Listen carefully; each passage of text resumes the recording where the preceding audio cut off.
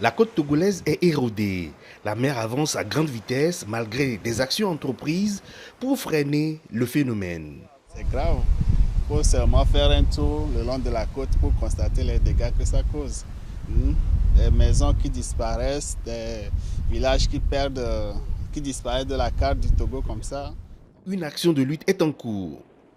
Une partie de cette côte est jonchée depuis quelque temps d'ouvrages inédits. Il s'agit d'une juxtaposition de puits en fugue granulitique enfouis le long du littoral pour freiner l'avancée de la mer.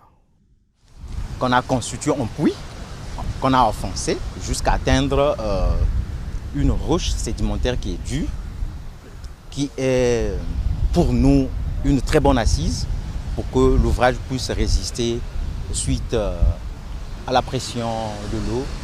Et quand les vagues échouent contre l'ouvrage, elles se retirent en laissant le sable. Ce sable comble les parties érodées de la côte. L'ingénieur géotechnicien togolais Deo Eklounaté est à l'origine de cette technique. Ensemble avec son équipe, il travaille pour l'affiner. En somme, c'est le principe de construction des ports qui est appliqué ici.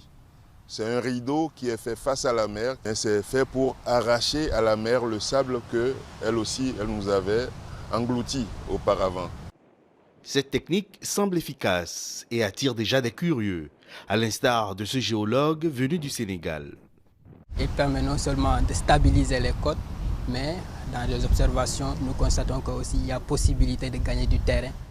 Il entend dupliquer cette technique innovante de retour dans son pays, le Sénégal, et convaincre les décideurs à l'adopter. Au Togo, le gouvernement s'y intéresse sérieusement dans le cadre des actions urgentes contre l'érosion côtière.